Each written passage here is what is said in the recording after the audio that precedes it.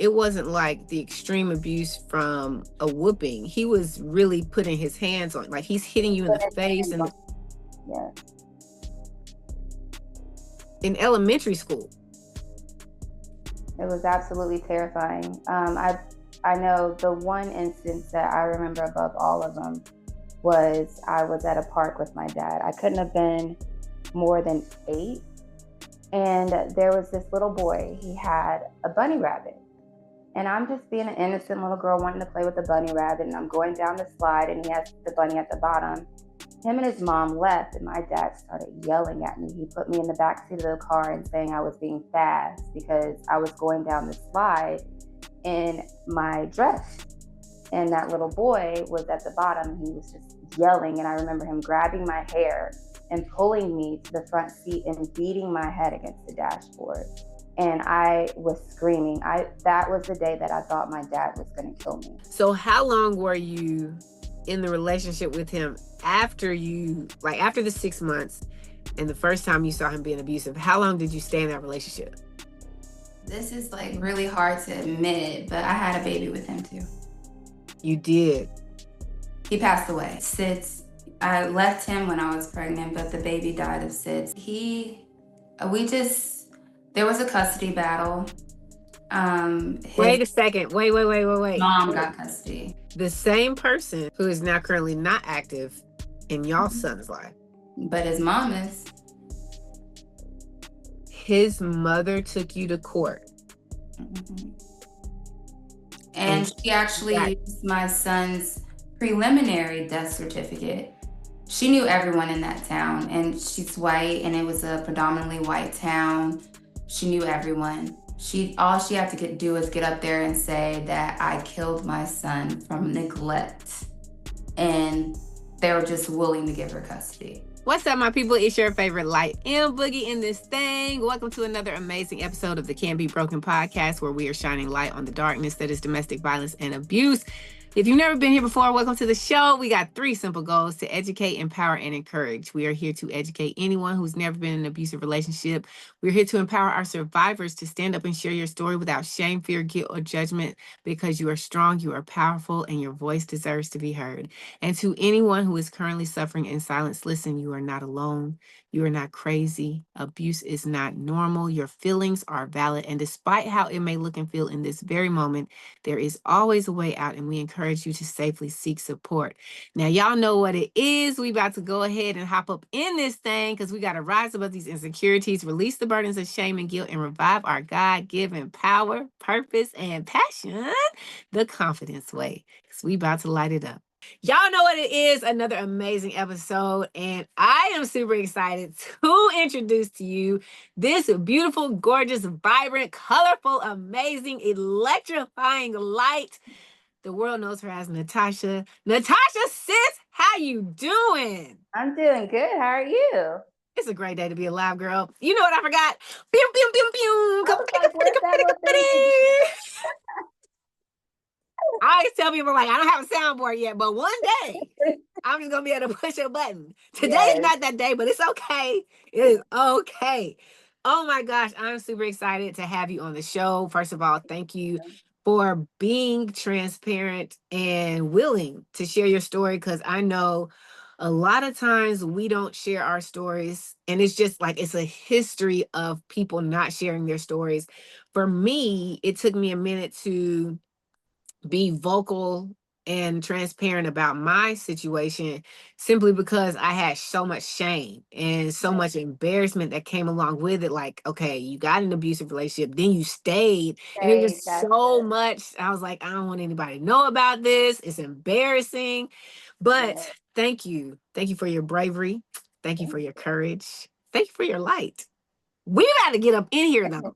Because y'all, hey, I don't know if y'all need to, but go ahead and put your shoulder straps on, your helmet. Keep your hands and arms and legs inside the vehicle at all times, because it just might be a bumpy ride. But we gonna find out. We gonna find out. She giving off bumpy ride energy, so make sure you got your straps. Make sure you got your straps. Okay. Here we go. My first question, because I was never exposed to abuse growing up.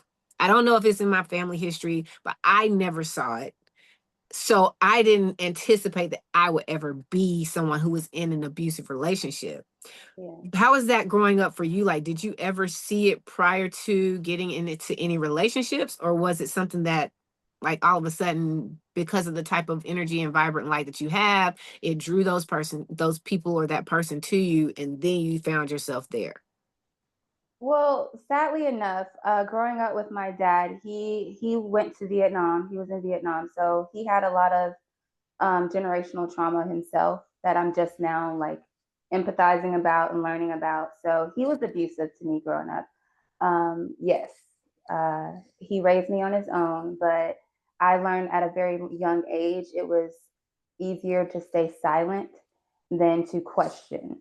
And so that's how I went into life, starting with my father. And it started with emotional abuse and physical. And as I got older, it was just emotional because I started, trying to tell friends and counselors, and they didn't really know how to deal with that. And so they would confront my dad about it instead of, another police officer. And then they would bring him to me and he'd look at me in the eye and be like, did I do this to you?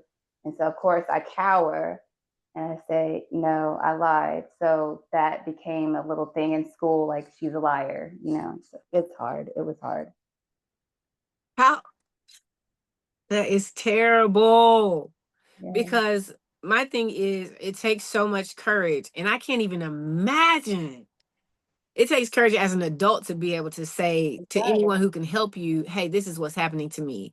But as a child who hasn't even experienced anything in life yet, for you to have the courage, one, to tell on the very person that's raising you, Yes. hey, this person is mistreating me, they're abusing me, and then it be mishandled, the information be mishandled in such a way that, and you're not old enough for this to be, it's not like you were, raised in Back the in the 50s. day. Yeah. Yes, you're not old enough for that kind of information, in my opinion, and it's just my opinion, to be mishandled. Like, we have Agreed. clear steps for this. And as an educator, I am an educator, and I know that our school, we have clear steps that if there's any suspicion of abuse at home, or if anything has been said by a student, there's protocol to follow. And it's not calling your parent and having them come Yeah. sit in front of the principal with you and see if you go. That's But crazy. they put me on the spot. They just put me on the spot. And with him, I think it was my school counselor, my teacher, and the principal. And they told my dad the situation and what I said. And I remember his look. He looked at me with this like glare. And he was like, "What?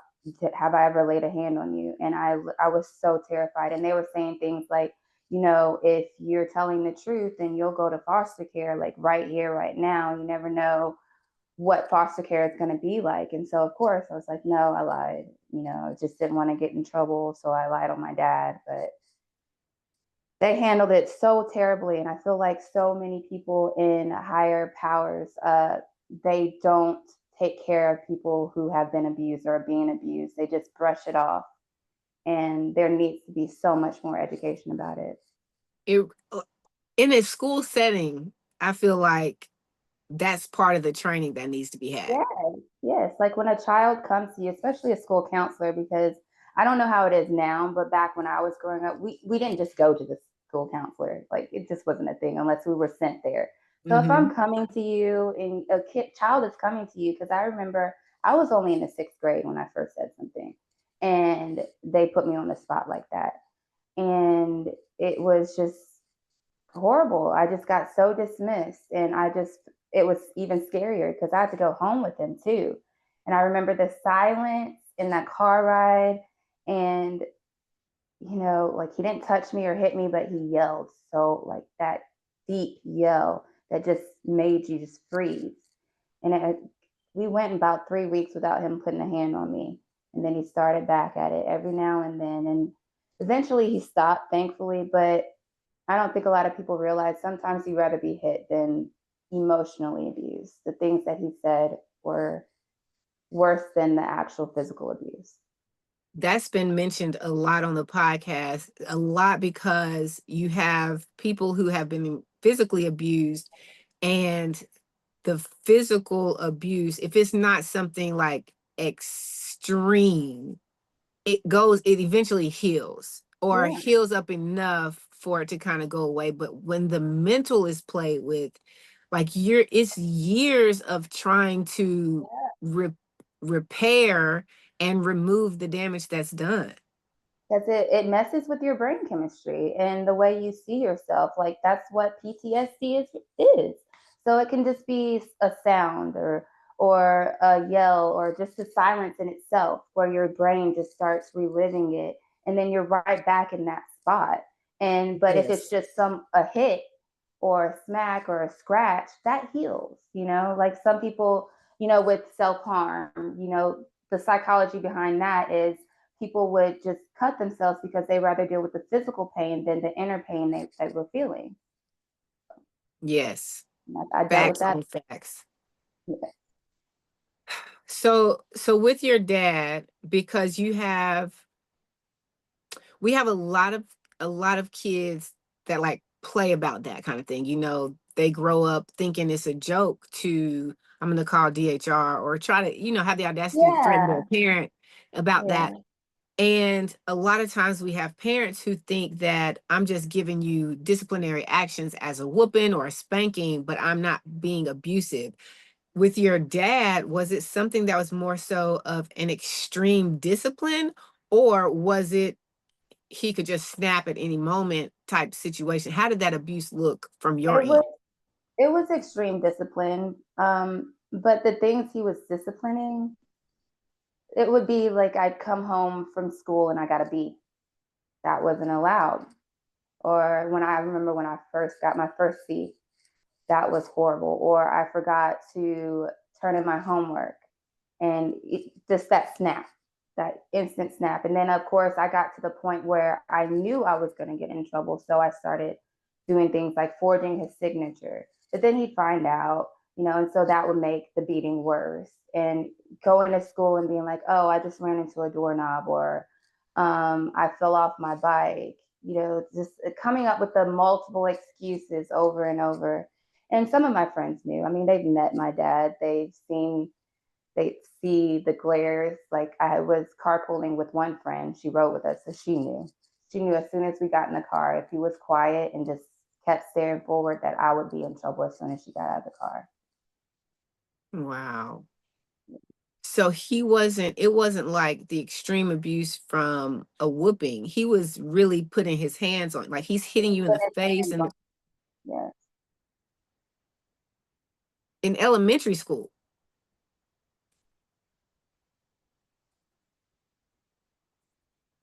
It was absolutely terrifying.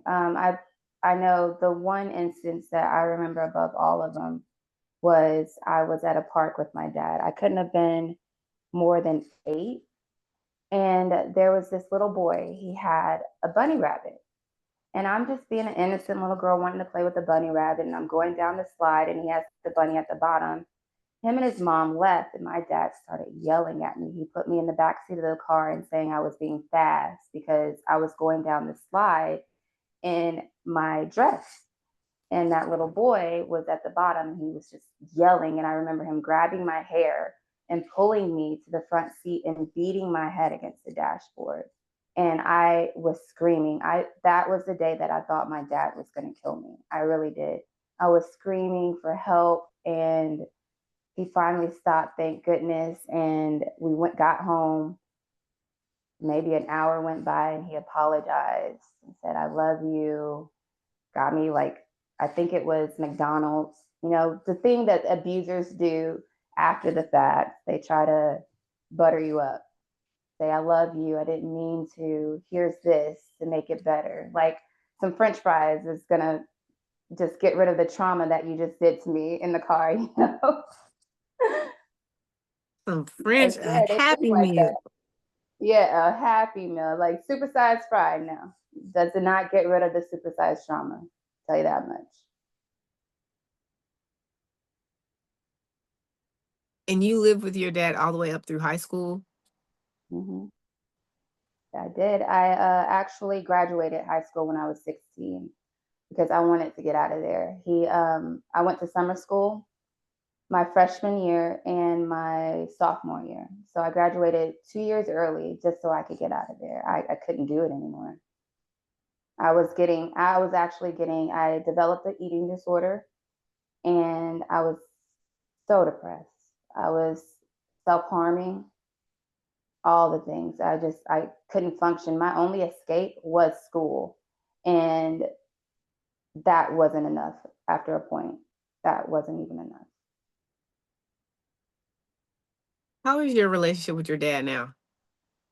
He passed away. He passed away in 2015.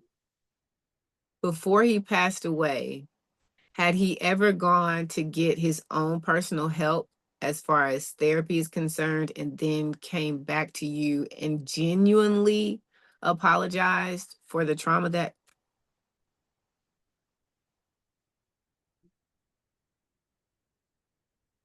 It's something that I have to deal with every day, that I never got that closure, that one-on-one talk, you know. It's to the day he died. He was like, I never put a hand on you. And like he actually believed it. He You know? denied it? Yeah, like he actually believed it to the point where I just stopped. And it's like, yeah. Not to other people. He denied it to you. When it's just me and him, he would deny it to my face. It blows my mind, and I wish that there was, I don't know, maybe there is some kind of study or research that can really show what's off in their brains. But it Yes. blows my mind how they can go in rage. And I get that some people actually black out and don't know what happened. Not all the time, but they do black out. In my case, I know that person didn't black out. I knew that he was very well present. Him and all the demons that were inside of him were very well present in the moments of them doing that. And I can remember, like, some of the abuse wasn't extreme, it wasn't very bad, but it still was wrong. So there was one time we were in the bed and we were sleeping like head to foot. You know how you do, like when you go over your cousin's house or something. Yeah. I can't even remember why. I didn't want to sleep in the room with him or something, but we were sleeping head to foot, and he like jerks enough to kick me, not to hurt me, but he still kicked me. And I'm like, you kicked me. And immediately it's like, no, I didn't. It's like, I know you felt your foot touch my Isn't body. that mind blowing? Like they can look you straight in the face and be like, no, Yes. I didn't do that. I didn't do that. Really? I just got this black eye, or this happened. I did it to myself. Did it to yourself. Like, I don't get it. You'll body slam me and say that because I'm trying to get out of the bathroom, and you body slam me because you don't want me to leave. And then you say, I felt threatened. You, a grown man. Oh my goodness. Don't even get me started. I'm not even putting my hands. I'm literally just trying to get to the door. Yes. And you're stopping me to keep it threatened. Girl, oh my gosh. I am so sorry that you had to deal with. Okay, what y'all have to get is when someone is abusive, the person that's being abused is not only now responsible for managing the trauma that they're experiencing, the responsibility becomes doubled or multiplied because now you have to figure out how to manage the trauma of the person who's abusing you, who chose not to address their own traumas. Yes. So it's hard because you have to sit there, you're feeling pain yourself, but you also have to think, why is he being this way? Why is he doing this? What is causing this? And so you're trying to work on yourself, and also in a way trying to fix them, trying to figure out where it's coming from so you can fix it and so y'all can be happy again. So it's a mental mind, honestly. That's what it is. Yep. It helps for anyone who is in the situation or recently out of it, or even out of it, not even recently, but for extended period of time. What helped me was finally coming to the realization that everything that he did to me was never a reflection of me or my actions, but it was a reflection of him not being able to heal from whatever he endured. And a lot of times they won't even be, I guess they're embarrassed or ashamed or whatever their emotions were. They won't be vulnerable enough or transparent enough to share with you, this is what I went through as a kid. Like, if you would just get us there, we can work through it. But because you try to, you think that you're blocking it out and you're suppressing it, and all you're doing is putting it in a corner so that it then explodes on whoever happens to it be comes out in available. different ways, and then you end up punishing the people that you love. That you love. Yeah, that's Oh, I can't that's why I stand that. paused there. That's why I paused. I was like, that you love. At the Can't pause, stand like. that. Oh my gosh. Harpo would ask me sometimes, like, do you think I love you? And eventually I was like, I would lie. Like, most of the time I would lie and be like, yeah, just again, same reason you're lying about saying that you weren't abused or trying to be quiet. It's like, I know that if I tell you no, this is going to be a whole nother issue. It's going to be a whole nother issue, a whole nother argument that could end up in a whole nother round of pain. For me. So, yeah, exactly. So just might as well just stay silent at that point and be like, yeah, you're right. You love me. Eventually I was like, I you feel know what? all the love so I much. feel it. I feel it. I do love you. I do. I can I feel don't it. even think you know what love is. You can't. No, you love yourself, maybe. I don't even know at that point. They don't. Yes. That's the problem. And I like a lot of like for me, there was all sorts of abuse. The physical, the mental, the financial. And then I was like, well, this is spiritual abuse, where he would pull out Bible verses and blah, blah, blah, but always point Bible verses to me. Same here. Are we like, did we have the same ex or something? Because that was my dad. You don't know about my ex. He's a whole nother ball field. Whew, man. And I'm like, what are we doing? It says love your wife as you love yourself, which when I figured that out, I was like, he don't love himself, which is the problem. Exactly. He doesn't love himself. There's so much self-hatred. But instead of cutting, self-harming, you can go drink and all these other things, but you're really not like, it's still going to the other person. Yeah. Dang. So oh my gosh, your dad was. I'm still dealing with that. Like, I still have nightmares about it. I know you do. I think mostly the nightmares are so bad with my dad as, per se, my ex, is because I never got that closure. And it's not like I have closure with my ex, but this is different. It's my father. Yes, he raised me. You know, that's most of my adolescence was with my father. You know, so that's something, he shaped me into who I am. When I get quiet or draw back, that's from how I was raised, to stay quiet, to sit in a corner, don't talk back.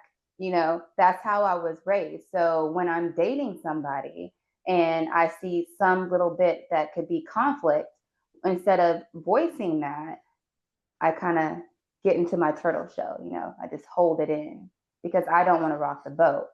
And I was in therapy and they said, do you automatically think that any time that you disagree with someone, that it will end up in an argument?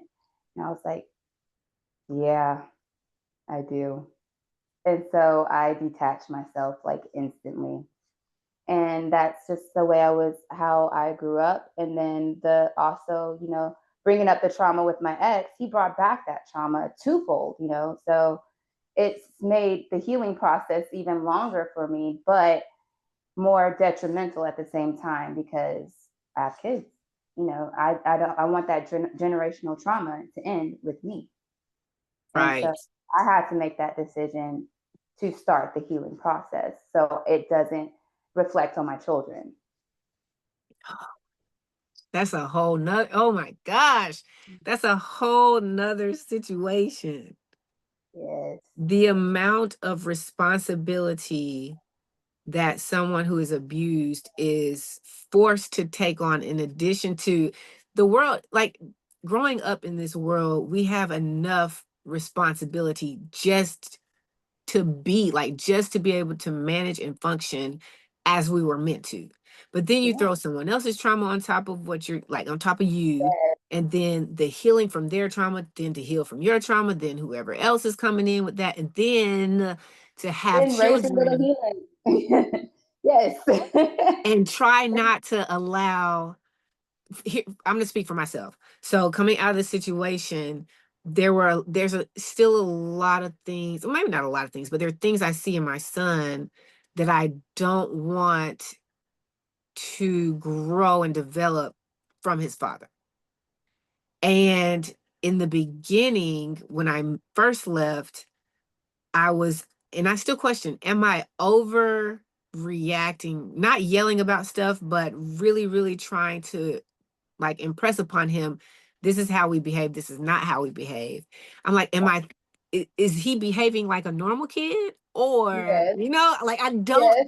it's a I do that terrible with my battle. daughter, and she's only 3. So, I start thinking to my, because I have all boys, and she's my only girl, and she's the youngest, and she's mean.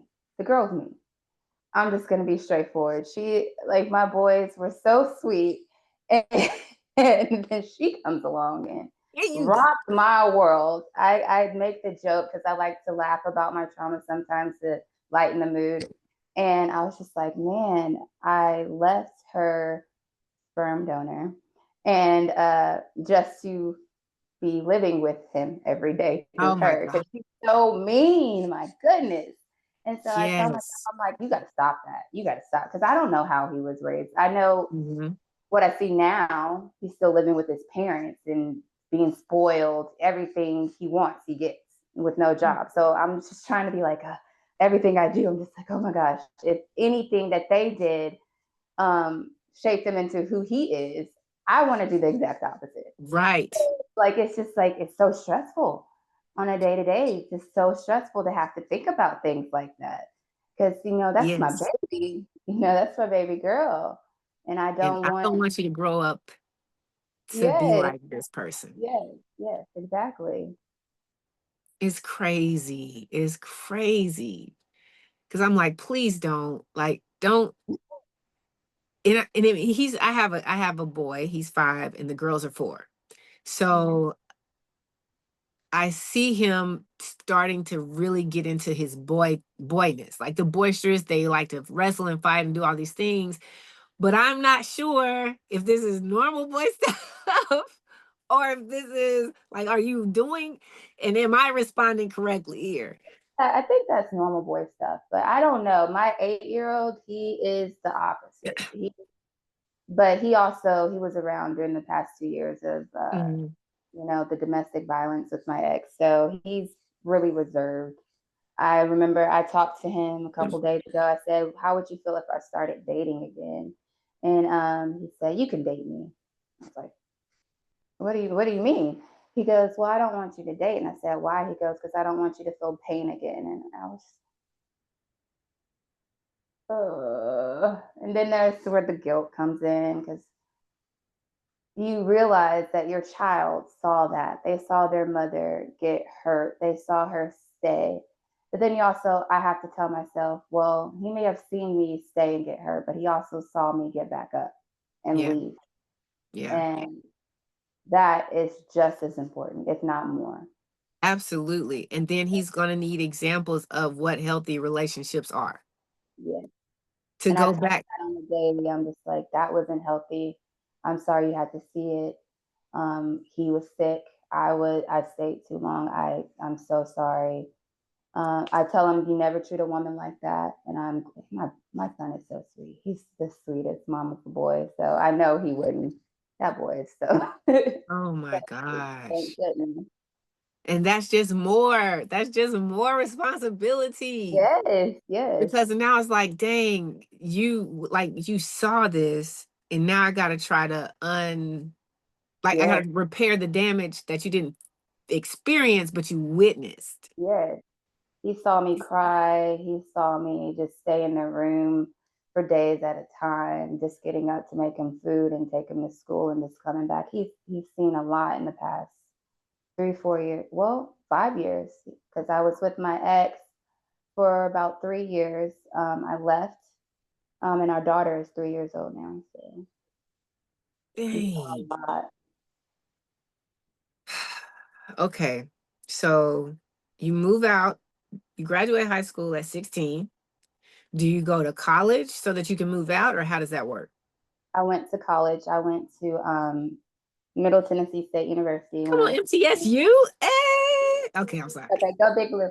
Anyway, but yes, I went there. But being overprotected, I was also protected. So it was being abused and overprotected. So I kind of went wild. I'm not even gonna lie. I let my freak flag just go. I was just out there acting like I had no home training, nothing, nothing. You would never have guessed that I came from my dad. I I think back That, on it, I'm just what were you thinking, girl? But that freedom hits different though after it, abuse. it does. Like for It, me, and I had a guest on the show before, and she was like, I went through my she called it her Black Girls Gone Wild era.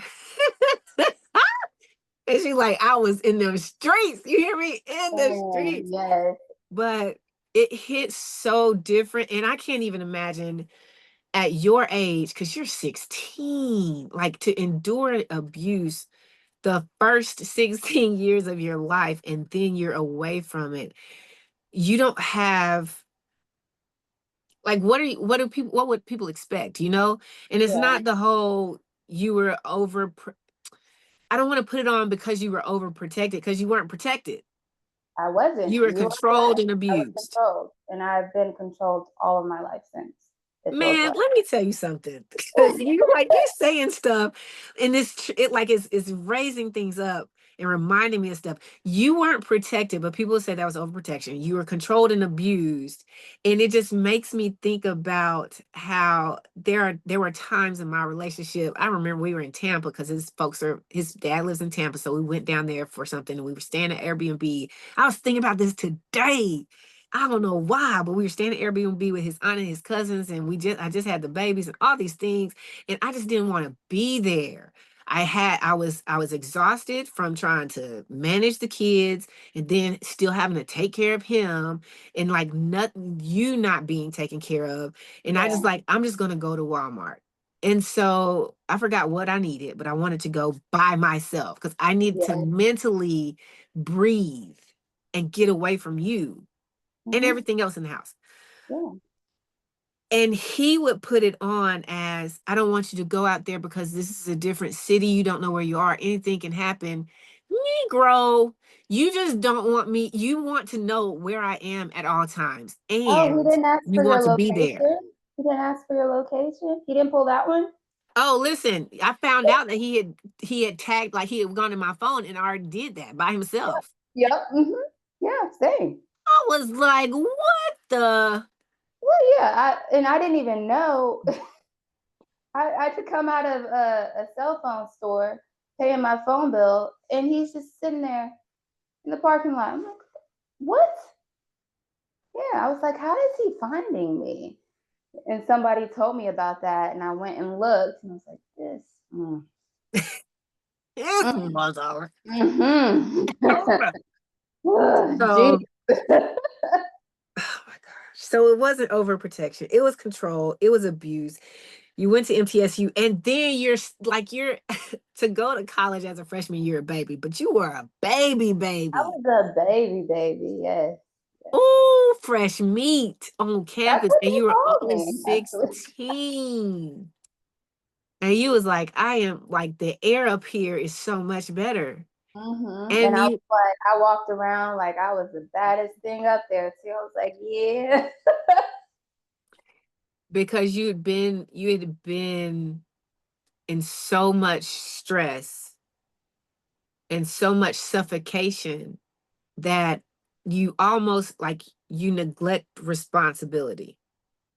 It's like, I don't even want the obligation to be responsible. I'm still kind of there right now. Like, I'm supposed to be saving up to get out of this debt. And I'm like, bump that. I'm about to go on this trip. I mean, I feel you there. I feel you there. Because you're like, there was like a section of your life where you couldn't live. Yes, I And get it's it. like, God, please give me more days so that I can just have these brief moments of freedom. So you're 16, you're on campus, you move away from home.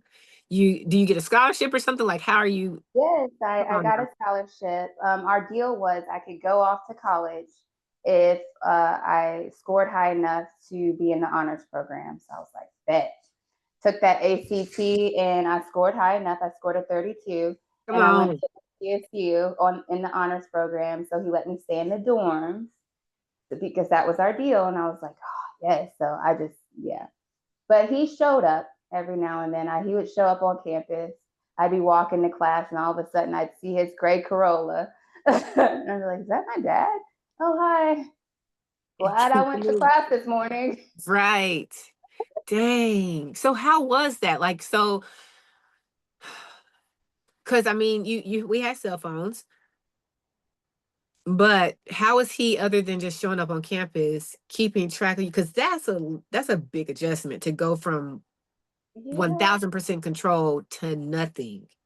Surprisingly, he didn't show up very often. I did get pregnant my first year there, and he let me live with my boyfriend. He paid for the apartment, and he just kind of disappeared for a bit. It was weird. And then we had our son, Mikey, and my dad came back around with this controlling thing again. And my son, he was autistic. My dad was like, you need to go back to school. I'll take care of him. And he had me sign these, what he told me was they were power of attorney papers just because my son needed surgery.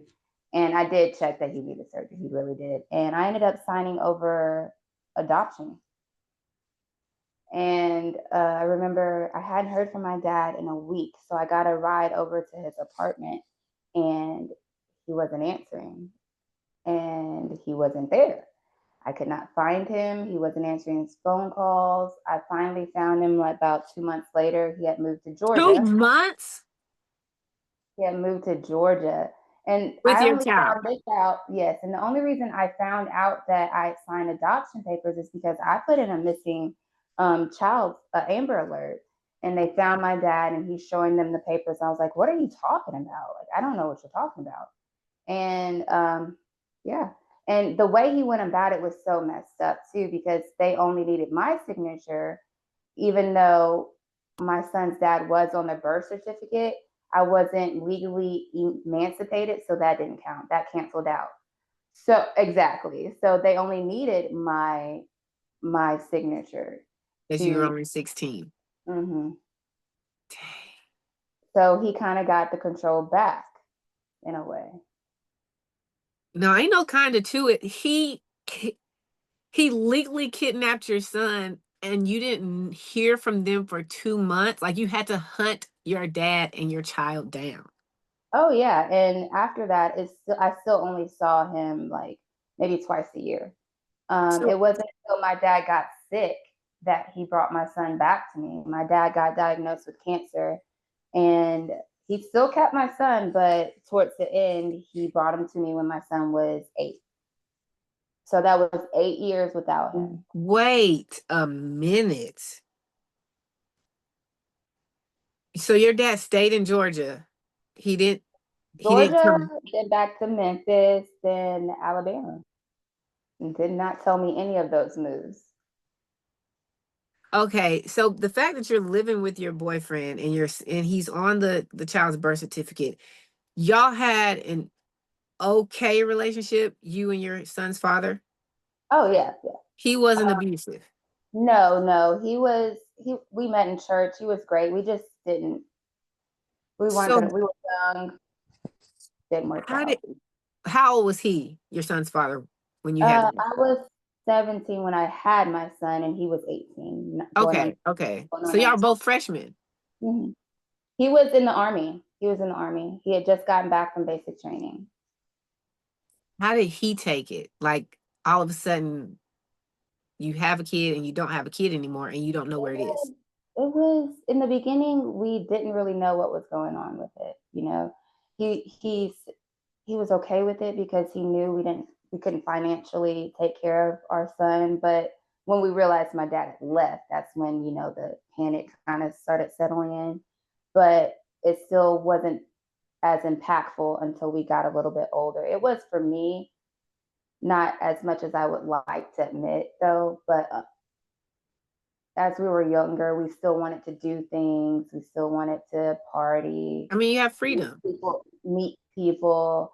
And I hate that. I hate that that's how I felt, but that's me being honest. I was like, okay, well, my dad has him and he'll be fine. He's taken care of. And I knew my dad didn't beat the boys. So that was also a thing. Yeah. Wait. Do you have siblings? I do. They're a lot older than me, but yes, I do. And brothers? He did not beat them. Do you have any sisters? Not on my dad's side, no.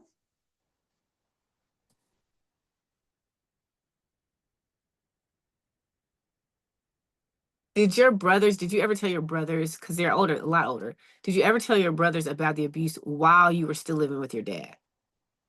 I didn't know them. He kept me away from everyone. When we moved to Memphis, yeah, I didn't hear from any of my family. It was just you and your dad.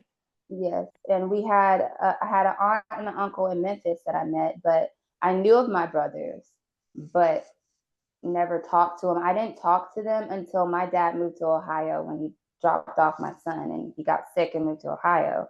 And they called me when I was at work. My oldest brother called me saying dad passed away. And I met everyone at my dad's funeral. So I didn't think that was the right time to be like, oh, by the way, dad did was this. Trash. Yeah. So. Did you ever tell them though? They don't even talk to me. I'm actually in the same city as them and they know it. And I've reached out for help and I have not heard from them. I don't know if it's something that my dad said or what. I really don't know. It's heartbreaking, actually. So how did you find out that your dad never abused your brothers, but only you? When I met them, we were sitting down to eat a whole big family dinner, and I kind of just was trying to get a feel on things without saying anything that had happened to me. I was like, yeah, my dad, he had a huge anger issue. When I got B's, he gets so mad, and they were like, oh, he just sent us to our mom, blah, blah, blah. I remember one time he tried to kidnap us. Oh yeah, my dad kidnapped me from my mom. So yeah, there's that. How old were you when that happened? I'm saying it and I'm just like, what is my life? Natasha. I was 4 and I was molested when I was little. Wait, now? I told y'all to put y'all seatbelts on. Like a million episodes right here in my life. I'm telling you. So I was molested, and when you were 4. Yeah, I'm not ready to really say who did it. We ain't even got to talk about it. I mean, we don't even got to. Yes. You know. Yes. Wait a second. My mom and dad got joint custody, but instead of my dad adhering to that order, he up and moved with me. Just up and moved, didn't tell nobody, nothing. So yeah. So up until the age, when did he do that? While you were still 4? I'm not really sure of the timeline. So before that, you would be back and forth between your mom's house and your dad's house. Yeah. And at your mom's house, you were sexually molested. Yeah.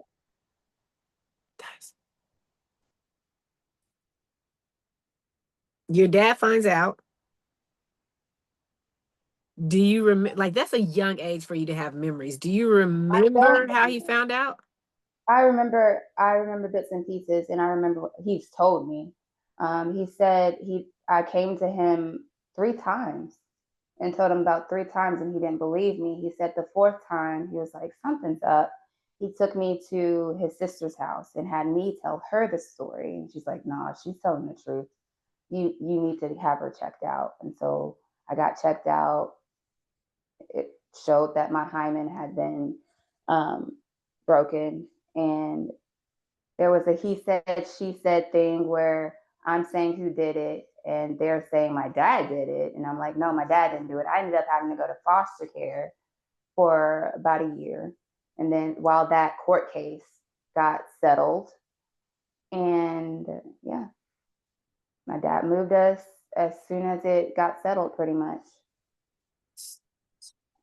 So do you remember before y'all moved, was your dad ever abusive during the times that you were with him? Or was that all after y'all moved? You know, I really can't remember. I know that he was dating someone right before we moved, and I remember seeing him abusive with her. I do remember multiple times, like he would like pull on her weave, and like I'd find braids just sitting in the hallway, and like I would hear pots and pans being thrown and stuff. But I don't recall any time with me specifically, and it was such a short period of time as well, from foster care, my mom, and then to Tennessee, that I can't really say when it started. Here's the scare. Okay. All of it's heartbreaking and scary. But one of the scary things is, like, as adults, as we are now, you look, and especially me and you, and anyone who has kids, you look at them and you wonder, what do they, like, what will they remember? Because you think back, I can think back, like, my furthest memory back is I can remember walking into kindergarten, K4 or something. I remember walking into the building. And so at this age, I'm like, what do you actually remember? And for someone who has endured any kind of trauma like yours, the fact that you still have memory like that vivid, it's gappy, of course. It shows how impactful that those moments were. And I want to sit here with this because there are women right now and men who have young kids, 5, 4, 3, and you're being abused and the kids are seeing it, but part of you is either believing that they're not going to remember, or you're just hoping desperately that they're not going to remember. They're going to remember something. They're going to remember something. And even if they don't specifically remember something happening, there's going to be that inner anxiety that they won't even be able to pinpoint where it came from. That's what happened to me, because a lot of my trauma, I didn't even know where it came from, because I became so used to just pushing it down, pushing the memories down, just so I just could move on with my day, move on with my life. And then I'd hear something in my headphones, like a little bit of a song, but it would sound like my dad was yelling, and all of a sudden a memory would come back and my heart would start pounding, and I just had to turn off that song. You know, it's just, they might not remember that instant, but you are impacting them one way or another. Yes. Whether they can pinpoint it, where it came from, you are impacting those little humans with what you are, you know, subjecting them to. And that's what I had, that's what helped me leave, is realizing, hey, they're watching me. They're seeing this. And I'm, let's face it, I'm their world. You know, I'm their nurturer. I get them up, I feed them, I take them to and from school, and they're seeing this person getting hurt every day, the person that's taking care of them. That's gotta impact how they go about life. That's gotta impact their friendships, their future relationships, their anxiety, how they behave in school, all of it, because it affected me. Yeah. And that's something we all need to realize. Like, it's not just us anymore. Once you have kids, it's never just you anymore. Yeah. You have to think about yourself and them. And it's not, and that partner, that abusive partner, you gotta just, they're not important anymore. They should have never been, honestly, but They should have never been. But there's so many, outside of the psychological, there's so many reasons we tell ourselves why we shouldn't leave. And like for the kid, because I know for me, from my experience, there was one time when my son was The girls were 1, so he had to been 2. Yes, he was 2, they were 1. That's the only time that they had witnessed their father doing anything to me. And I still wonder, like, does he remember that? Like, is he going to remember that? Is that going to be something in his head? And so you just don't know, but the longer that they're exposed to it, it's like anybody who goes to college, you don't realize that everybody's normal is different until you get put into situation where you're meeting and living with a lot of different normals. And so growing up around abuse or witnessing someone you love, your mom or your dad, being abused by the person that they're choosing to be with and stay with, that's your normal. Even if you feel, it's wrong, you feel it's wrong, you don't get the opportunity to experience a healthy, like, you don't get to witness or experience what a healthy relationship between a man and a woman, or woman and woman, or what a partnership is, because this is your normal. And so when we stay in situations and expose our children to these unhealthy habits, even if it's not physical, there's yelling, like you said, there's emotional abuse, there's like saying things to somebody to belittle them, berate them, anything. When your kid grows up around that, they see that as normal. How can we have the audacity to expect them to not do it or receive it when it's their time?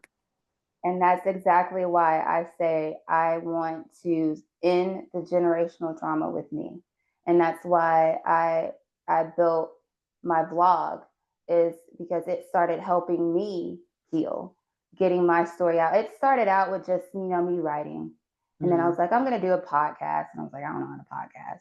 And so I was just like, I'm just going to just start. I would have these instances where I'd get triggered. So I'd start writing, and then I started recording myself, and I started researching and about different things like cognitive dissonance and stuff like this, and getting a deeper understanding about the human brain, why I stayed, why he did this, and all of these things that made these circumstances happen. And I was like, it's got to end. And I think that's really important for people to do, is to realize where it started, or try to realize where it started and end it there, to do your research and realize it's not just something you can do overnight. It's not. It really isn't. It's a long process. I'm not truly healed, fully healed at all. Like we were talking earlier, and I was like, I can't go back there right now because I know it's too fresh. It's way too fresh. I don't know what would happen. I know I wouldn't go back, but I don't know what I would just get into. Like, I go back there and it's like, oh, I want to see her. And I get like gaslit somehow into like being around him longer than I want to be around him, which is, even 1 minute is longer than I want to be around him. So I know it's too soon for me to be able to set my boundaries and stick to my boundaries. That's a huge thing with me. It is so hard for me to set boundaries and stick to them because I'm a people pleaser. And I'm also, I grew up being abused, grew up, being in a corner, so I feel like I need to earn love. I need to earn acceptance, earn all of this that comes to me. So if someone is saying, oh, you're this kind of person, you're this kind, blah, blah, blah. And I'm thinking in my head, no, this is me trying to heal. This is me setting boundaries. I was told this is healthy, but then they keep coming at you back and forth. And you're just like, oh my God, what do I do? I don't have my counselor here. I don't have my best friend here. So you give in. I know that's what would happen. So I'm protecting myself. I'm protecting my peace. I'm protecting my kids by staying away until I know I'm strong enough to put myself in that situation. That's what I'm learning and have learned too, is that the healthiest thing for you to do when you're getting out of an abusive relationship is to cut off all communication. Despite the desire and the urge to want to communicate with the part of themselves that they presented as a good person, and the connection that you established over the amount of time that you were staying with that person, it is highly encouraged that you cut off all forms of communication, because you have to understand that these people are master manipulators. And just like you said, if I go back, I know I don't want to be with this person, but me giving that person the opportunity to just plant once, all they want to do, that's why they want to communicate with you so bad, is because they know if I can just plant one seed, I can water that baby, I can massage that soil, and she's going to be back in some capacity. And that's all they Maybe not need. with me, but she's gonna be back in some, like you said. And how it's easier for me to realize that is the distance, because I can take that step back and see it.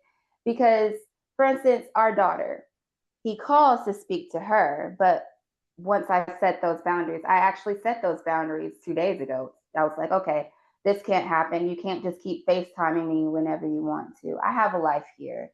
And I was like, okay, here's the deal. You can call Tuesdays and Fridays at this time. And he's like, well, I don't want some time to speak to my daughter, and I just want a relationship with my daughter. I don't understand why I got to do blah blah blah. And I'm like, first of all, she has a name. She's not a material thing that you own. And I was just saying, I need to set these boundaries. I need to set them for myself and for her. You're not here, and I hear in his head, I see it. I'm like, well, every time you talk to her, ever since I set those boundaries, you're not texting me all the time.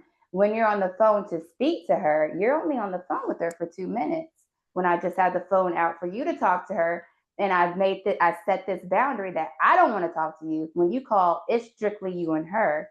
Now you don't want to talk that much. You ain't got nothing to say. I can see that. You got nothing to say. Right. So are you sure you want a relationship with your daughter at this point? It's manipulation. Yes. He did the whole crying thing last week. Like, oh, you don't understand how hard it is to have a child and not be able to see him. And I'm thinking to myself, listen, fool, like, you had her when we were in Tennessee, and you just messed that all up. So what are you talking about? You had multiple chances to get help, to get counseling. You had me begging you to do all of the things, to all of them. I stayed through so much, and you could have gotten help, but you said you could handle it on your own. You could heal on your own. And now we're here. You knew I was leaving. Well, no, I left in the middle of the night, but it's just like, you didn't work on yourself then either. He's an addict as well. He's been clean for maybe 2 months now, and he thinks that means we should bend over backwards, of course. Right. That erases all the trauma. And I'm like, no, it doesn't work that way. The world doesn't revolve around you, your sobriety, your narcissism. The world does not revolve around you. And mine definitely does not. And I refuse to let it. And my baby girls refuse. Our schedule, we have a life here. We're healing without you. And we're healing from you. So you are the cause for this. So you definitely can't be the solution. Chat. Please say that for somebody missed it. Somebody went and they was like, let me go get this out of the kitchen. You're the problem, so you can't be the solution. Girl, let me.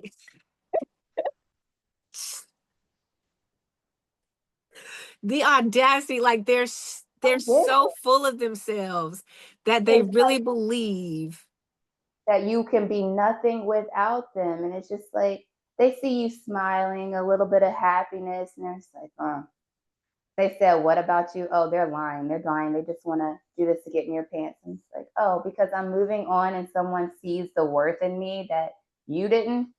Or maybe you saw the worth, but you didn't feel worthy of me. So you started belittling me so I would feel less than you. And that's what they do. And that's what he did. Girl, you can't be the problem and the solution. You can't. Other people can, but a narcissist or a person who's abusive cannot. And they refuse. Like, you're so full of yourself and you're so prideful that you believe, like you've convinced yourself that you can help yourself.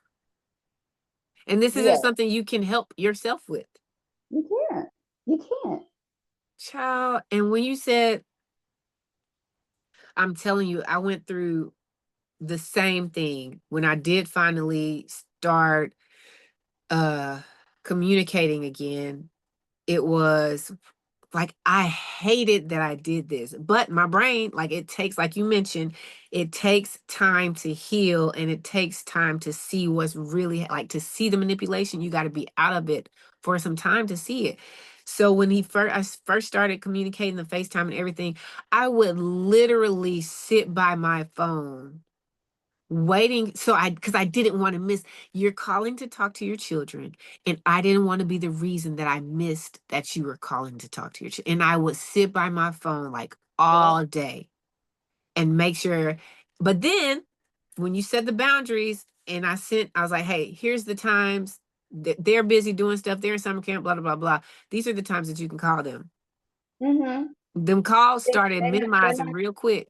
Exactly. And that's why I set the boundaries, because our daughter is she's in multiple programs right now. Mm-hmm. It was 3 weeks went by, and I'm like, why is he still calling at this time? He knows she's not home right now. She's in cheerleading or something. And there was one instance, he called me like 4 times. So I finally answered. I'm like, what? He's like, I wanted to talk to Lil Squish. That's what I used to call her when she was little, because she's so squishy. Anyway. Little Squish. That's too cute. So I'm like, she's not here. You know, she's in class. He was like, oh, yeah, you're right. Well, I can talk to you. And I'm like, about what? I'm good. We ain't got nothing to talk about. Like, nothing. And then this weekend, he called me about 6 times in a row. And then I finally called him back. He's like, you can't do that. You can't do that. Never do that again. Like, I started worrying that something's wrong with you. And I was like, first of all, it's not your job to worry that something's wrong with me. If I don't answer my phone, it has nothing to do with, maybe I don't want to talk to you.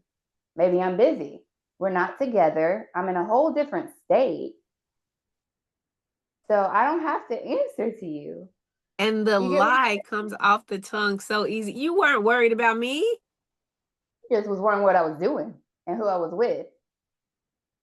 Girl, y'all listen. Please listen. Everything is a game for them. Every single thing, every piece of communication has been mapped out in their brain, and they know exactly what they intend to do with your response or the lack thereof. And that's just a play right there, which is why it's so important that you go no contact, no communication, because if you're still emotionally vulnerable and you're still emotionally tender to their manipulation, that's all it takes.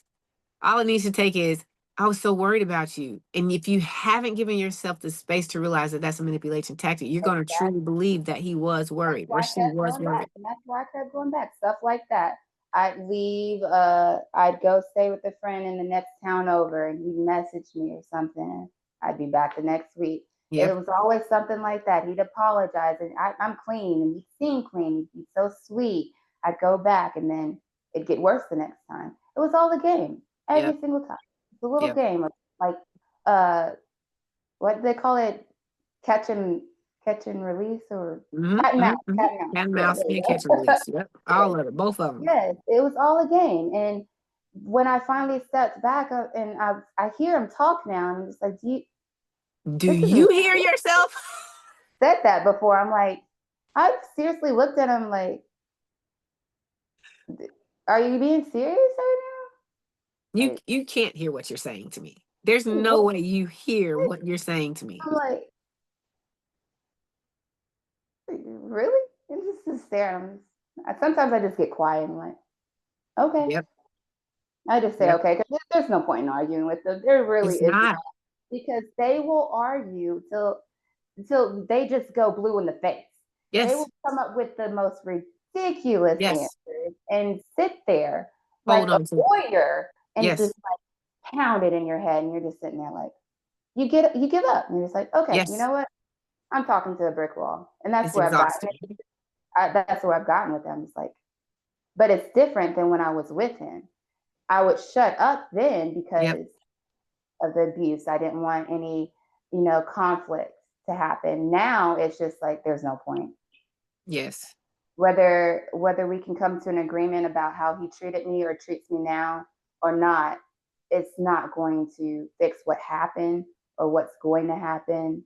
It's not going to help my healing, me continuing going back and forth with this person. In fact, Right. it's going to make my healing worse that I have to keep going back with this person. And the best thing I can do for myself is to not feed into that narcissism. Mm-hmm. And a lot of people don't realize that's the most powerful thing you can do. That Yes. is how you begin to get your power back by not just answering them, to not giving in to the bullshit that they're spitting out pretty much. Yeah. That makes them so angry. And that's when their true personality comes out. Mm-hmm. They can't hide it then. That's when they can't manipulate you because they're so used to you giving in. So when you don't, that's when the true like evil comes out. That's Yep. why it's like, oh, you can't hide that innate reaction that you are not controlling me anymore. You're pissed. You can see it. Yes. You like it, and it's like, there you go. That's the real you. That's the real you. So how do we get here? Because you're 16, you're in college, you meet your boyfriend, y'all have a baby. The baby then is basically kidnapped, legally kidnapped. God dang. So he moves with the child, and then y'all, go on about your life. Because I mean, at the end of the day, you're very young, and I can see how you're like, well, at least I know my child is safe. The first of Yeah, all, the fact that you can distinguish though, because you didn't know your siblings I at did this not. moment.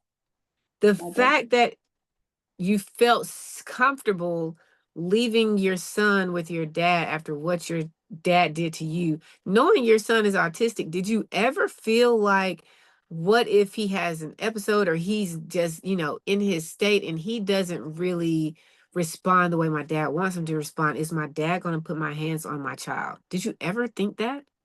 I did. I remember my son was 2, and my dad let me come visit him in Georgia. And he was upset about something, and I saw my dad interact with my son, and it was completely different than he ever interacted with me. He was angry, but nurturing at the same time. It was weird. I was like, what? Wow. And another instance when my son was about 6, we were at McDonald's with my other son who was with me, and my dad was yelling at my oldest, and like he grabbed his arm but lightly and put him in the seat, and I'm sitting there like, stuff like that. It's just, you could tell. It I was just different. It was different, and I'm not saying my dad didn't love me. My dad did love me in his own way. I know he did, and like I said, the trauma he dealt with and all that, I get it to an extent.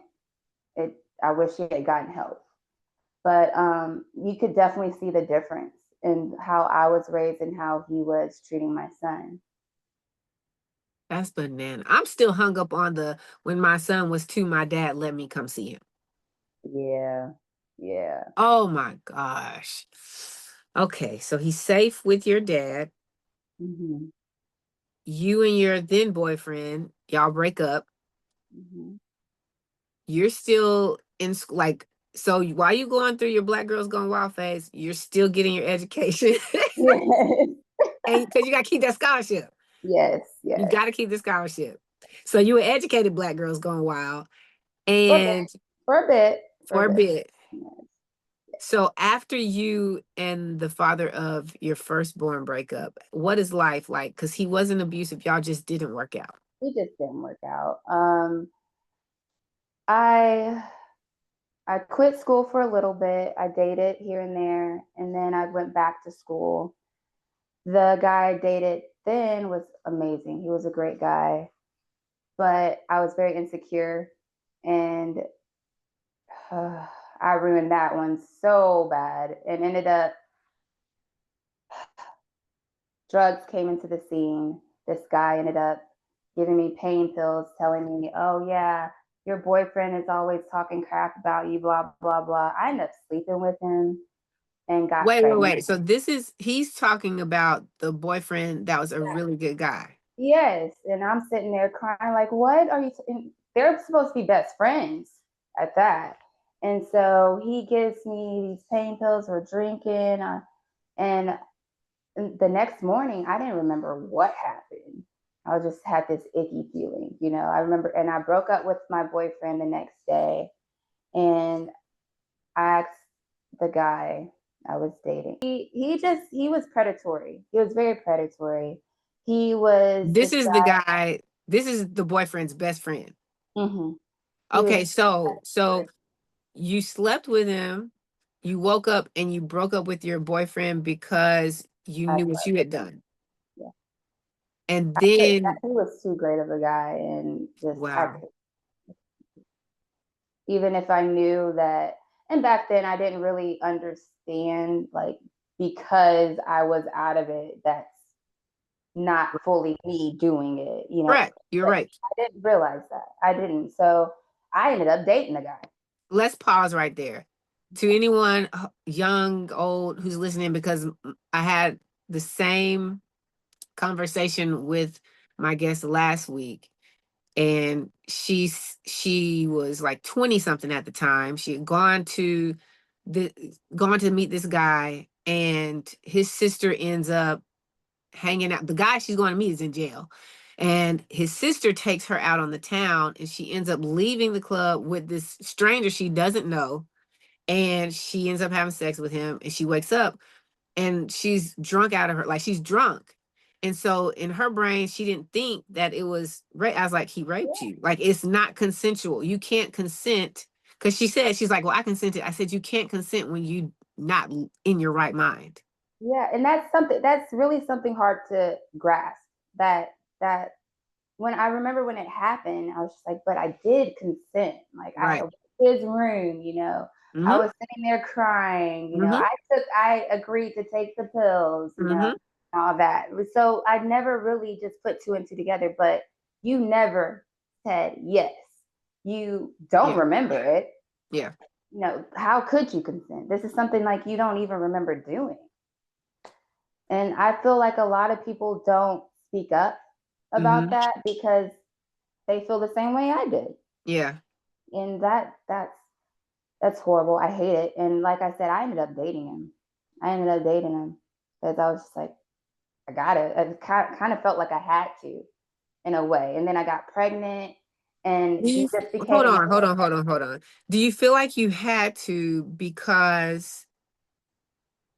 Why do you feel like you had to date him? What is it, because of the insecurities and you believed what he was saying about the guy, his best friend? All of it, because I believed what he said about his best friend, my insecurities, the way I would be perceived, because I'm like, eventually everyone's gonna know, why I broke up with him. It was all of that rolled into one, because we get slut shamed. The man doesn't, but we do on a constantly day-to-day basis. A guy could go out and do that and nothing. But I'm a girl. I was dating someone, his roommate. I was just thinking about all the things that they would say. And of course, he was manipulative in a way too, because he's like, oh, beforehand, he said he had been with so many women. But afterwards, he said, I took his virginity. Girl, before we get on that, he was crying. He was a whole thespian. Cause ain't no way. Before we get on that, I got to not pass this moment of all of the pressure as to why you made the decision you made to date him. There are so many times that we judge people based on their decisions, and we don't know why they made that decision. And even if we find out why, a lot of times we don't have the empathy, if we haven't experienced anything similar to it, to accept it as that was a good enough decision. Like, I comprehend. For me, staying in an abusive relationship was exactly what you did, insecurities. And then it was like you're thinking about what other people are going to think about you. Yeah, because a lot of the times the victim is punished more than the abuser. And that has always been my life. And it shouldn't be that way. It It's not shouldn't be supposed to be that the way. victim having to defend themselves. It shouldn't be that way. It shouldn't. And that's how I'm telling you, it's still that way. It's still that way. And so there you are, a hot 18 years old, maybe. And because in your mind, you were aware enough to know what you were doing that led up to it, you felt guilty. And now, like you said, somebody's going to find out why I broke up with the boo. So now even if they find out and you're dating him, now you're still getting criticized because like, oh, she left him for his best friend. Yeah. And ain't nobody even thinks about the fact that this dude called himself his best friend and he talking about him Right? behind his Like, back and going after his exactly. woman. Exactly. That is the point, that it's ridiculous. How is he walking around campus? He's the big guy on campus, but the woman is slut shamed. Not like he wasn't sitting there feeding pills to her and information at the same time. That's wild. Yeah. That's wild. So you end up dating him. How long do y'all date? Not very long, Okay. but we were on and off in a way, but no, we didn't date very long, but we saw each other on and off after that because he joined the Navy. I ended up marrying him for not like that, for insurance for our son. It was Wait. it's a contract marriage. It was a contract, Wait a second. but yes. So now you and the best friend, I can't even call him that. The Oh, backstabber, he was. you and the backstabber, y'all get pregnant. At this point, your son is 2? At this point, he was 4. No, He's 4. I was about to turn 21 when we had our son. So yeah. So you're dating him, y'all get pregnant, he's in the Navy, and you marry him on paper so that y'all son can have insurance because you quit school, you started doing this and you got back in school, so you don't have a job that pays insurance. Yeah. You marry him on paper so that the kid can have insurance. How does that work out? Because It was weird. He was staying in South Carolina. I was dating someone in Tennessee.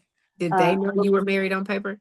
Yeah, they knew. They were actually there when I got married on paper. But yeah, I'd hate to say it, but that guy was abusive too. He was the first man that I dated that actually put hands on me, like actually abused me, like beat me. I remember one time he hit my head up against a marble headboard. Why? He had some really deep seated issues that I could Google him right now and there'd be news articles. So yeah. I remember I finally had it to hear with his abuse and I just started wailing on him. And then I got out of the house with a knife and was like, don't come near me. And I threw it out my window as soon as I drove off. How long were y'all dating before he showed you his abuse? About 6 months, I would say.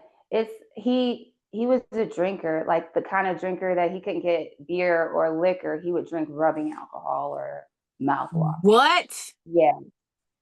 Yes.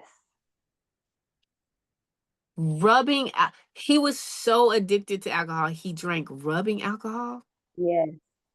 I remember I would go over to his house and I'd open that room and just smell it coming from his pores, and I knew, like, leave, just leave. It was bad. So y'all weren't living together.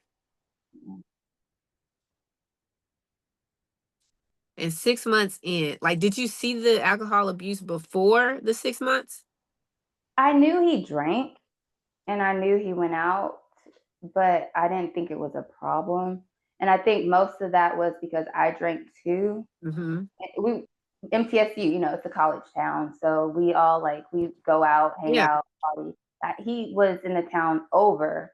I knew he drank, but I didn't know it was that bad until, you know, he started spending the night more and all that, and just I was like, okay, he's waking up and drinking, and he's coming back from the store with alcohol, kind of thing. Rubbing alcohol is wild, isn't it? Like, when the first time he did it, I was like, "And you're still alive?" Like, yeah. I was like, "Is it that serious?" Oh, he's like, you know, they have alcohol and vanilla extract, and that you can get vanilla extract on SNAP benefits. So he would buy vanilla extract and drink those too. Like, you're like, I've heard of the cough syrup. He did but that too. Rubbing alcohol in vanilla extract. I had to buy the mouthwash, the non-alcohol mouthwash. Yes. Like, I can't make these things up. I wish I could. I really wish I could. Literally anything that had the word alcohol in it, he was taking it to the head.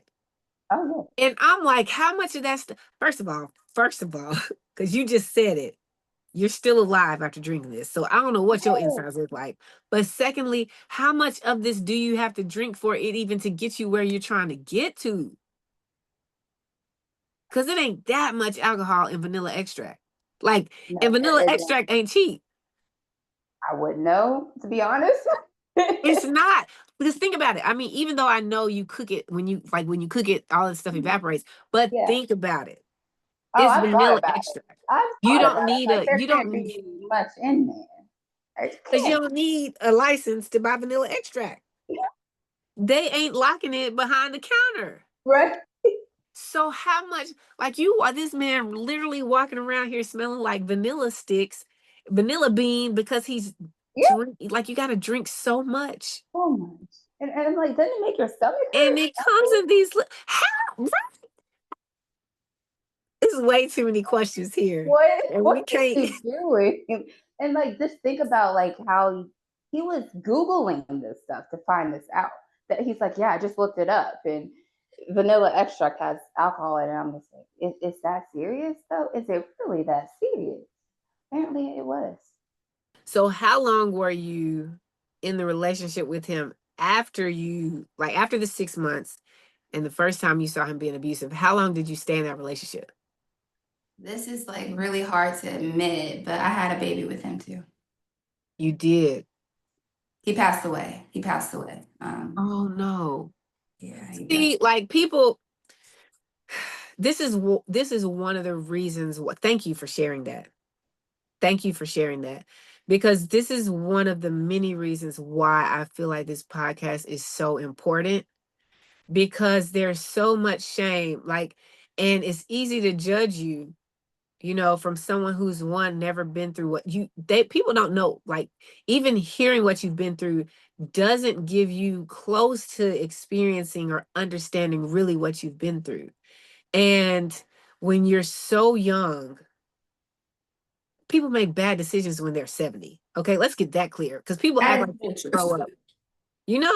People want to act like people grow up and they've all of a sudden are mature, and people make stupid, dumb decisions when they're 50, 60, 70, like dumb stuff.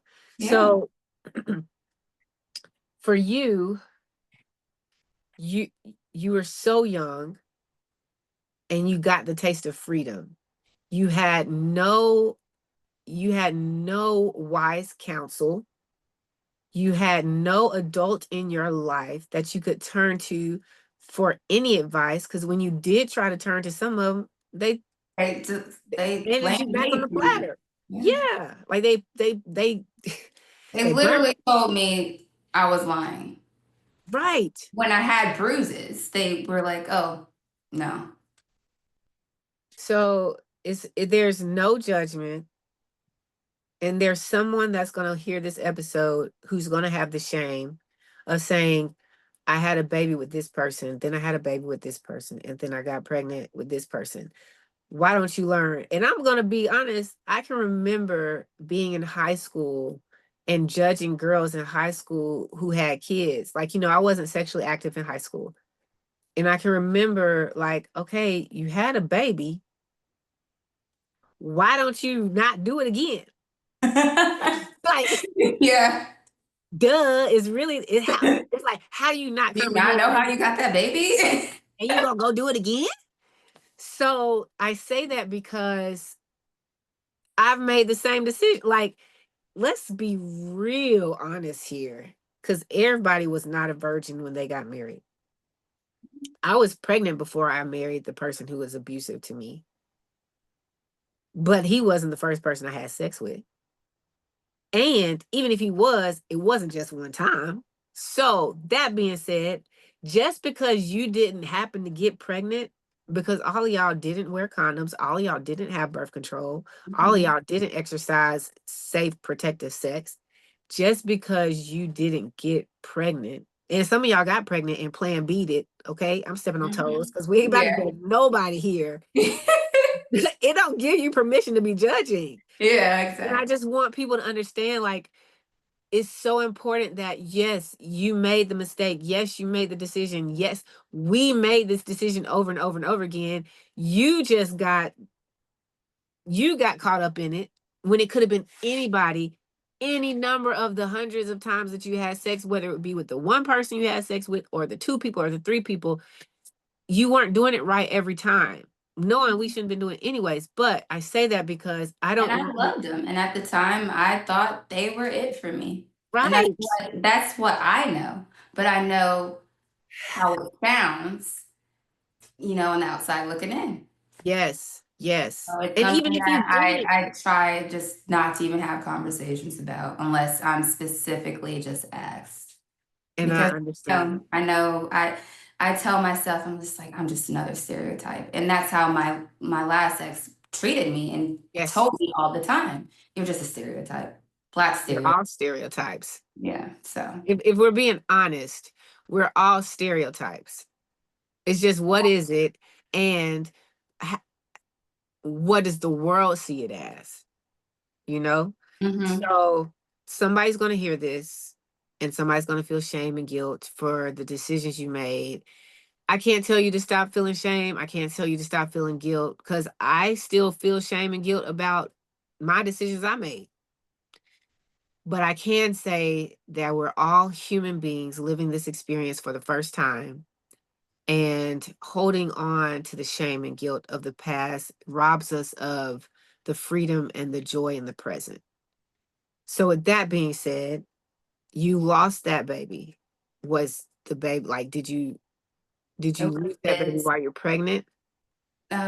Sid's. I left him when I was pregnant, but the baby died of Sid's. That's actually when I moved in to go stay with my husband because I was leaving him. That's when he hit my head against the marble headboard. His grandfather came in the room and was like, "Leave that girl alone." I was 5 months pregnant. And he chased his grandfather into the living room and started beating him. I remember closing the door and calling 911 and him running in and saying, "Who are you on the phone? Who are you on the phone with?" And I'm screaming. I'm scared he's going to kill me. And he's like, "You ruined everything. You ruined everything." He runs back in the kitchen, starts beating on his dad again. I see the police lights outside, and I guess he ran. And they caught him, and I saw a bunch of blood in the living room from his grandfather. His grandfather actually never healed. He ended up having to stay with his daughter. It was a And it he that was drunk at was this time? hmm? He was drunk? Yes, he was drunk. He was drunk. And I'm not bringing that up as an excuse. I'm Yeah. asking because I'm curious to know, whether or not like it was just rage or it was alcohol induced. It was rage and alcohol and just him. Yeah. Yeah. Because I feel like alcohol gives you more freedom to do whatever is inside of you to do. And I also think that some people, they already have it in their mind what they Yeah. want to do, and then they go drink so they can use that as an excuse. Well, I was drinking. Like, and it's not okay. It doesn't make it okay. So you call the cops, they catch him, and then you leave and you go move in with the husband. Yeah. The father of your second child. Mm-hmm. So how long, and that's still just an on paper thing, or do y'all kind of fool around and try to have something again? Ooh. He would wait till I take my sleeping medicine and come in the room. I remember there would be times where the sleeping medicine wouldn't kick in like it usually did or something. I'd be like, no, leave me alone. He'd call me just all these words that he's gonna put me out. What would you do if I bought your son this yesterday and this and all just the guilt trips just to make me feel like scum of the earth if I did not sleep with this man. Like he made me feel ignorant because he was a smart guy. He was a nuclear engineer in the Navy. So he would come home and be like, oh, you wouldn't understand what I did today. Just belittle me. Everything was belittling me. Every moment. But I'd always be like, then why are you so in love with me, per se? Like he'd be like, oh, but I love you so much. Do you know how much it hurt me that you had this baby with this man? And I'm like, no, I don't know, because I know every time I'm with you, you make me feel like crap. And if you loved me, you would want me to feel comfortable with you, to give myself to you as opposed to you taking me. And he never got that. And I was like, I can't be attracted to someone that treats me like that. I don't care how much money you have. So you're living with him and he rapes you when you're multiple times. Multiple. And that is just that time that I moved in with him. I moved back again. Yeah, my now 8-year-old, after he was born, I moved back in with him. And that was even worse. The abuse got so bad. I have pictures in my phone. I have videos where I'm like confronting him about, why would you do this? I finally moved out to my own place that he was paying for or helping me pay for, and he knew that my garage was broken. So I was dating someone at the time. He broke into my house and just pushed me through the door. I had this arm full of bruises. And he was just like, just saying all these things, calling me a whore and saying I'm a horrible person and that I used him and everything. And I was like, what are you talking about? Like, you begged me to come here. You begged me not to leave and all this other stuff. But now I'm the bad guy now that I choose to move on from this. And I'm so thankful I don't have to see this guy anymore, talk to this guy anymore. He just is just not a good person. And he thinks he's entitled to people because he's one of those people that has money. So he thinks he's entitled to things. I did this for you, so I own you, kind of thing. And that's not okay. That is abuse in itself. That's financial abuse. And it wasn't okay. It wasn't. And it took me a while to even realize that. So he's not in his son's life. Nope.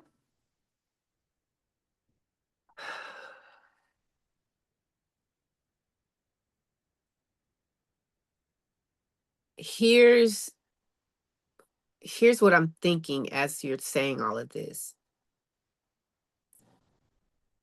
There are so many times that people don't, like, they literally don't leave because they don't have a way out.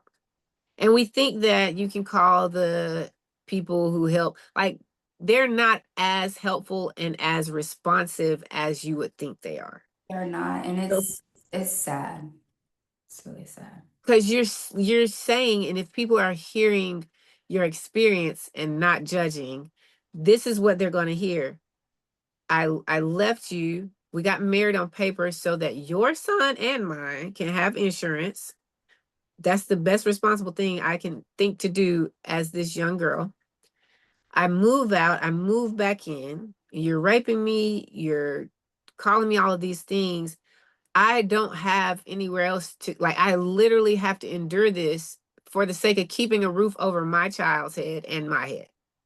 Yeah. I don't have support from my family because the only family I did know was my dad, who left and took my other son and moved to Georgia, or maybe he's now in wherever he is at this Yeah, moment. wherever. I don't have support from your family or you, because you're calling this kid my kid as if he's not half yours. Yeah. When I do move out, you do step up in some kind of way. I can't call it a step up. You control in this way by saying, I will help you, and make it sound like I'm really doing you a favor. I will help you with half of your rent in your new place. But understand, because I am now helping you with half of your rent to take care of both halves of the child that I'm not taking care of, I get to come over whenever I want. Yeah. Yeah. I get to say whatever I want to you, and I get to expect whatever from you because I'm doing the bare minimum. Mhm. And you're still caught in this entanglement with him because you haven't been able to fully get a footing for your own life yet Yeah. to be able to take care of yourself and your son. And it's also, it goes back to the way I was raised. My dad treated me the same way. You know, he fixed everything after abuse. Oh, let's go to the store and you buy whatever you want out of the toy aisle. You know, it goes back to that. That's what I was used to. So it was my normal. Yes, That it was your became my normal. normal. That's how I saw relationships were supposed to be for me at a point. And that's what's so sad and why I'm so adamant that it cannot continue. It cannot continue. My kids cannot see this happening because, like I said, I thought that was normal. I thought I deserved that because if my father, my own father, who whose blood runs through my veins, treated me like that, maybe that's what I deserve. And you feel that way too because you admitted that you believe your dad like you believe your dad loved you despite Yeah. the like, Abuse. I can't imagine being drugged from the back seat by my hair by my father and my face slammed into the dashboard multiple times. And then you're like, oh, let me buy you a Happy Meal and supersize it. And you still feel like he loved you. Because it goes back to it goes back to the gaslighting and the things that he would do. He'd always be like, "Oh, you know how many dads would just take care of their kids, and you know, if it weren't for me, you'd be living in Ohio with your mom, poor. Exactly. I sacrificed so much for you. You know how many men take care of their kids. I still wear the same pants I had 5 years ago just so you can have that jacket that everyone in your school has. You know, all that. And you just think to yourself, well, he is right. He did do all that for me. And that became a thing in relationships too. Like with my husband at the time, he did that. Well, like you said, I bought stuff for your son, or if you bought stuff for my son that wasn't his, oh, you know, that was a big deal. You know, you really had to be appreciative for that one. And that's just how, you know, life became for me. It was more, it became less about love and more about a transaction. That's exactly what it is. And the love was, it wasn't unconditional, it was conditional. It was always conditional. So where did that end with the father of your second child when you finally Uh, left? husband, Yes. third child. Third child. Yeah, but he we just there was a custody battle. Wait His a second. Wait. mom got custody. Wait a second. The same person who would say, I bought something for your son, who is now currently not active in y'all's son's life. But his mom is. His mother took you to court. Mm-hmm. And she actually used my son's preliminary death certificate. She knew everyone in that town, and she's white, and it was a predominantly white town. She knew everyone. All she had to do was get up there and say that I killed my son from neglect, and they were just willing to give her custody. All right. Now, I know you want to hear the end of this story, but baby, let me tell you, it don't stop here. It's some buffoonery, straight up foolishness, Tom, Dick, and Harry. You hear what I'm saying? So we're going to stop it right here because you need to go do something with your life. Take a breath, take a beat. We will be back next week with part 2 with Natasha and her story of how she has survived abuse after abuse after abuse. And not only is she surviving, but she is thriving. She is learning to love herself. She is learning to heal. She is doing that for herself, for her children, and for y'all, and for people who she doesn't even know. Thank you as always for tuning in. Until next week, you know what it is. We gon' pew, pew.